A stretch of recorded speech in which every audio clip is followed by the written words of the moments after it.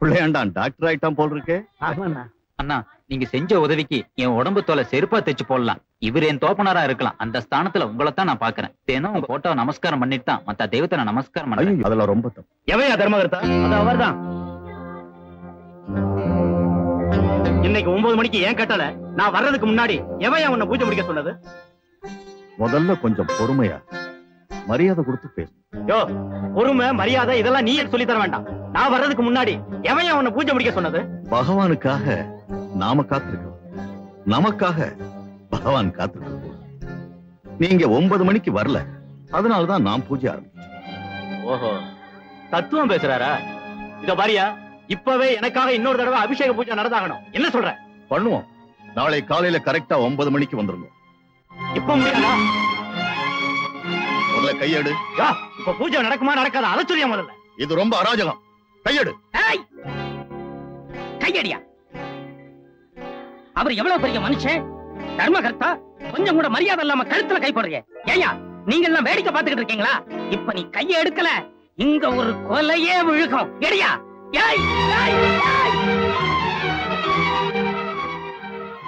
தர்மகர்த்தாங்கிற திமிர்ல தானே நீ பேசுற? நாளை காலையில நான் யாருங்கிறத காட்டுறேன். சில பேரை சொல்லி திருத்தலாம், சில பேரை அடிச்சுதான் திருத்தணும். மரியாதையா சாஸ்திரி காலில் விழுந்து மன்னிப்பு கேட்க போறே இல்லையா?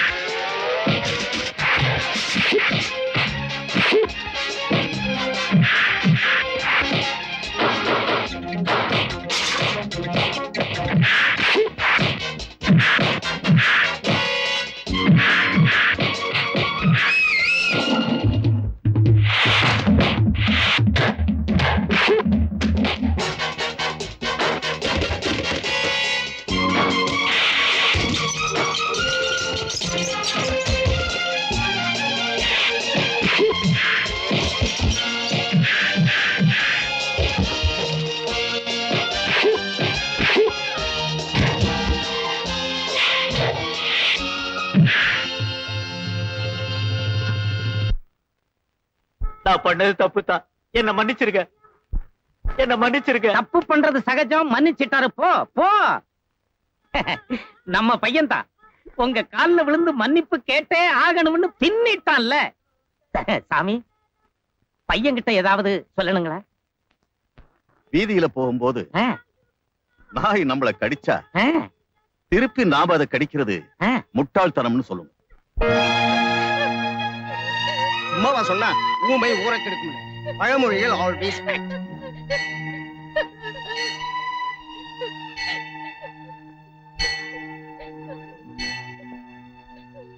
நேர்ல பார்த்தது யார் யாரு? அக்ரஹாரம் மொத்தமும் பார்த்ததுன்னா மார்க்கெட்டுக்கு போன நானும் என் ஆத்துக்காரியும் அப்பதான் தெருவுல நுழைஞ்சோம். கரெக்டா கொல்லப்புற கதவை உடைச்சுட்டு இவ உள்ள போனா. தூரத்துல இருந்து பார்த்தனா பதறி போய் பின்னாடியே ஓடினேன். அதுக்குள்ள தூளில இருந்த குழந்தை எடுத்து வளையல் நகை எல்லாத்தையும் புடுங்கிட்டான். நான் என் குழந்தைய புடுங்க போனேன். என் கண்ணத்துல பலார் பலார்னு அரைஞ்சுட்டா. அதுக்குள்ள இவெல்லாம் வந்தா. எல்லாருமா சேர்ந்து இவ கைய பின்னாடி கட்டி இங்க அழைச்சிட்டு வந்தோம். இதானா இவ உடைச்சுட்டு போன நாதிங்கி. பொம்மை நாட்டியா இருக்கிறதுனால இந்த ஒரு தடவை அவளை மன்னிச்சுடலாம்னு நான் நினைக்கிறேன். No no no no, we never encourage such things. We should not encourage such things. ரெண்டும் ஒண்ணுதான்டா. இனிமே எந்த காரணத்தை கொண்டும் இப்படி ஒரு தப்பு பண்ண மாட்டேன்னு எல்லார் காலையும் விழுந்து மன்னிப்பு கேட்கறியா? பாத்தீங்களா, மாட்டேன்னு தலையாட்டுறா. இதெல்லாம் திமிரு பிடிச்சது. பேசாம இவளை ஸ்டேஷனுக்கு அனுப்பிச்சுடுங்க.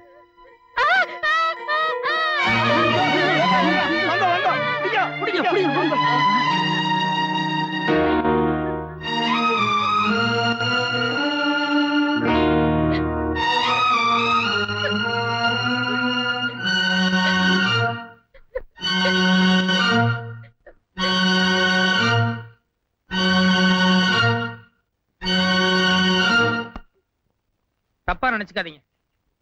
ஓட்டை அடைச்சிட்டு நாதசுரம் வாசிக்கிறதும் இப்ப நீங்க நடத்துற பஞ்சாயத்தும் ரெண்டும் ஒண்ணுதான். கை அசைக்கிறது ஒண்ணுதான் ஊமைகளோட பாசை. அதையும் கட்டி வச்சுட்டு பஞ்சாயத்து பண்றீங்கன்னா இதுல என்ன நியாயம் இருக்குன்னு என்னால புரிஞ்சுக்க முடியல. இந்த நையாண்டிலாம் வேண்டாம். அவன் திருடுனா கையோட புடிச்சிட்டு வந்துதான் இந்த பஞ்சாயத்தே நடக்கிறது. ஏம்மா கதவை உடைச்சிட்டு உள்ள போனியா? எதுக்கு? உள்ள போய் குழந்தைகிட்ட ஏதாவது திருநிய நகையா? பின்ன ஏன் உள்ள போன? குழந்தை அழுதுதா? ஏன்? அவங்க குழந்தை பசியில் அழுதுதா? சரி, நீ எதுக்கு உள்ள போன?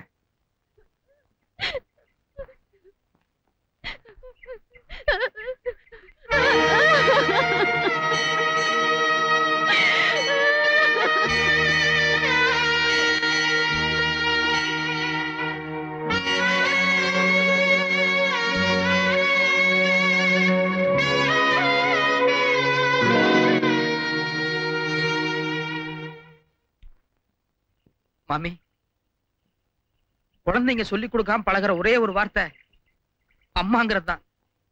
அதனாலதான் பொம்பளைங்களை தெய்வமா நினைக்கிறோம். நீங்களும் ஒரு அம்மா தானே. அந்த அம்மா என்ன சொல்றாங்கன்னு நிஜமா உங்களுக்கு புரியல? குழந்தை மேல சத்தியமா சொல்லுங்க, அந்த அம்மா என்ன சொல்றாங்கன்னு உங்களுக்கு புரியல? உங்க குழந்தைகிட்ட நகர்ந்துட்டு அந்த அம்மா வந்தாங்க. இல்ல கோபால், நான் உள்ள நுழைறச்ச அந்த அம்மா என் குழந்தைக்கு பால் தான் கொடுத்துட்டு இருந்தா. ஒரு பிராமண குழந்தைக்கு அர்ஜுன பொம்பளை பால் கொடுத்தான்னு தெரிஞ்சா அக்ரஹாரம் முழுக்க எங்களை காரி துப்பிடும். அத மறைக்கத்தான் நானும் எங்க ஆத்துக்காரர் அவ திருடின்னு போய் சொன்னோம். இப்பவே என்ன எல்லாரும் எவ்வளவு இலக்காரமா பாக்குறா பார்த்தேலா. தயவு செய்து என்ன அக்ரஹாரத்தை விட்டு தள்ளி வச்சிடாதே. என் குழந்தைக்கு அர்ஜுன பொம்பளை பால் கொடுத்தது தோஷம்தான். அதுக்காக நீங்க என்ன பரிகாரம் செய்யணும்னு சொல்றீங்களோ அதை நான் செஞ்சு விடுறேன். தயவு செய்து என் குழந்தைக்கு பரிகாரம் செஞ்சுடுங்கடா, பரிகாரம் செஞ்சுடுங்க.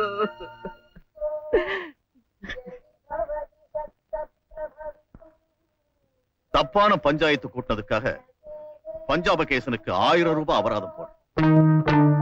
பஞ்சாபகேசனை நம்பி ஒரு பொம்மநாட்டியை அவமானப்படுத்தினதுக்காக பஞ்சாயத்து அவகிட்ட மன்னிப்புக்கு அபராத பணம் 1000ஐயும் பஞ்சாயத்து அந்த பொம்மநாட்டிக்கே கொடுக்கு.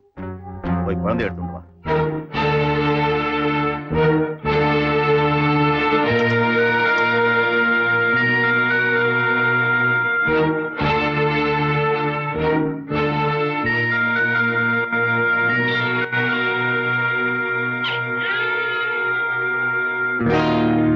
ஞான சம்பந்தர்னு ஒருத்தர் இருந்தாரு. அவரும் பிராமணன் தான். அவர் குழந்தை பிராயத்தில் அழுதப்போ உன்ன மாதிரியே தாழ்ந்த ஜாதியை சேர்ந்த ஈஸ்வரி வந்து பால் கொடுத்தா சொல்லுவாங்க. அது கூட இந்த மாதிரி பெரிய மனுஷன் சொல்லிதான் எனக்கு தெரியும். கதையா சொல்லும் போது பக்தி புண்ணியம்னு சொன்னாங்க. ஆனா அதே கண்ணு முன்னால் நடக்கும்போது தோஷம்னு சொல்லி தண்ணி தெளிக்கிறாங்க. பரவாயில்ல, அந்த குழந்தை ஞான சமுத்திரம் என்னமோ எனக்கு தெரியாது. ஆனா என் கண்ணுக்கு நீ ஈஸ்வரியத்தான் தெரியுற.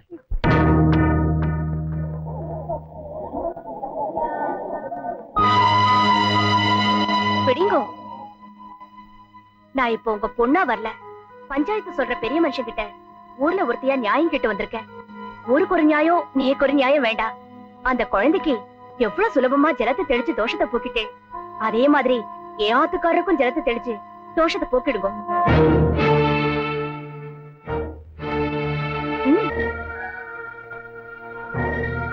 சம்பந்தி, சாமி, ஒரு சொம்பு தண்ணியில போற சமாச்சாரம், அத போய் ஊற வச்சு இந்த இழுப்பு எடுத்துக்கிட்டு இருக்கீங்களே.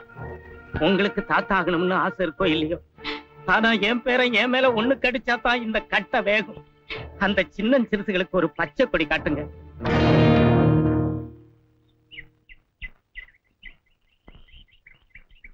அம்மாடி, உங்க அப்பன் பச்சை கொடி காட்ட போறதில்ல. ஆனா அந்த ஆளுக்கு கூடிய சீக்கிரம் நான் சிகப்பு கொடி காட்டுறேன்.